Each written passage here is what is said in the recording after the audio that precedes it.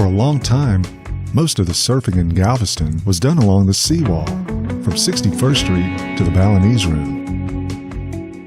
Here, a series of groins, called jetties by people who surf Galveston, captured sand, creating a scalloped beachfront and numerous surf spots.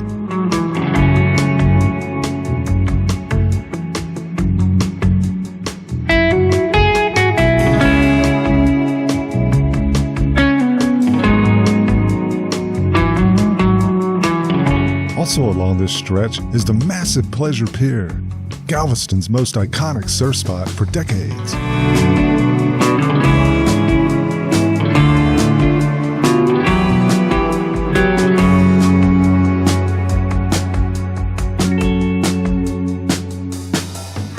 On a good day, a surfer might drive this entire length of the seawall, checking each jetty, and especially the more consistent ones. Together with the seawall and the city, these jetties gave protection from too hard offshore and side-offshore winds, at times giving Galveston some of the most groomed conditions on the entire coast. When the Pleasure Pier was known as the flagship pier, you could drive out onto it. And surfers took advantage of this to check the surf from an elevated perspective. The surf here was about as consistent as Galveston can get, and being longer than the groins, it held larger swells, making it perhaps the most popular surf spot in Galveston.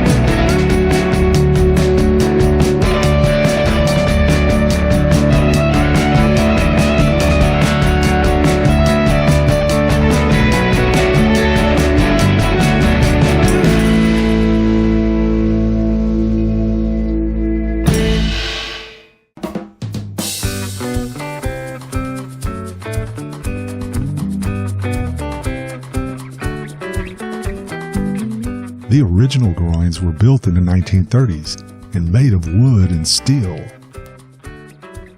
In the 1960s, they were upgraded to granite blocks, which lasted longer and held the sand in place better. At some, the waves generally broke better and more consistent, but each had unique characteristics and could make good waves if the conditions were right that day.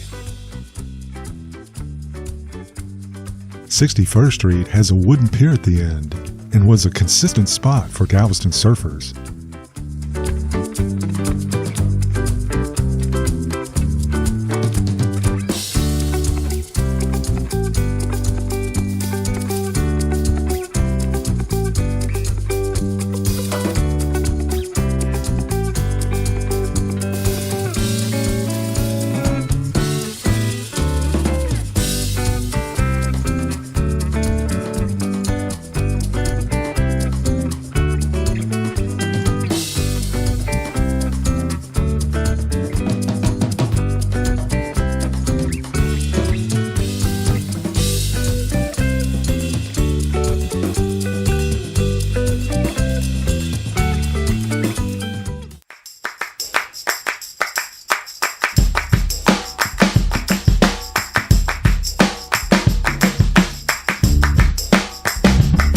"51st Street is at a slight bend in the seawall, and that was just enough to make it more protected from northeast winds than most of the other jetties.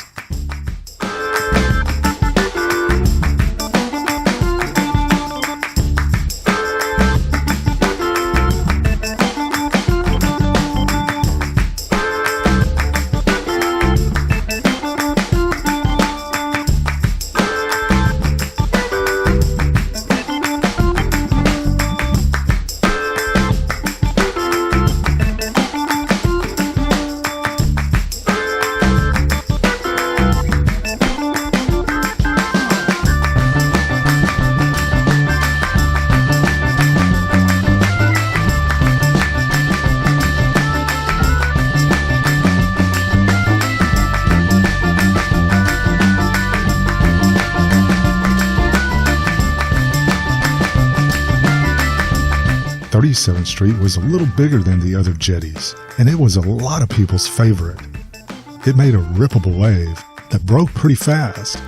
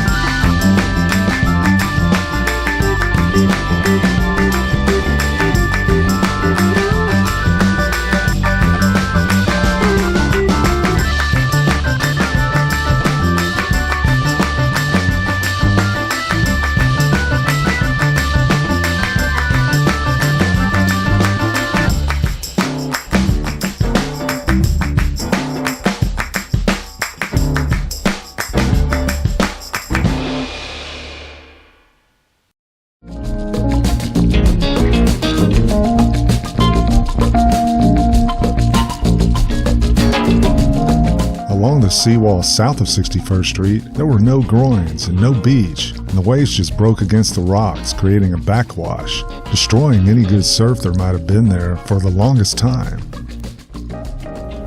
The one exception was the pier at 90th Street. It could get good occasionally, but even it was affected by that backwash, and it could be an unfriendly place to surf too. Starting in 2015, a series of projects built the beach along this stretch. But it was just open beach break, no groins, just the beach. Even worse, a good bit of this sand migrated northward into the old breaks, making it shallower around the groins, having a bad effect on the waves there, and even affecting the surf at the Pleasure Pier. The one plus has been the pier at 90th Street. It breaks better than ever now, because there's no longer a backwash bouncing off the rocks. Also, the pier ownership seems to be a bit friendlier towards surfers. But gaining one spot at the loss of so many others has been a sad state of affairs for Galveston surfers. And most longtime Galveston surfers think the old breaks are done for good, unless a huge hurricane hits the island and washes away all the new sand. But they just build it back again. Conversely, to keep from building it back again would take an economic downturn that destroys tourism in Galveston, and that would be bad too. To me, the obvious solution is to build groins along that new stretch of beach and hold that sand in place. That way, Galveston surfers would eventually get their old breaks back, and some new ones too.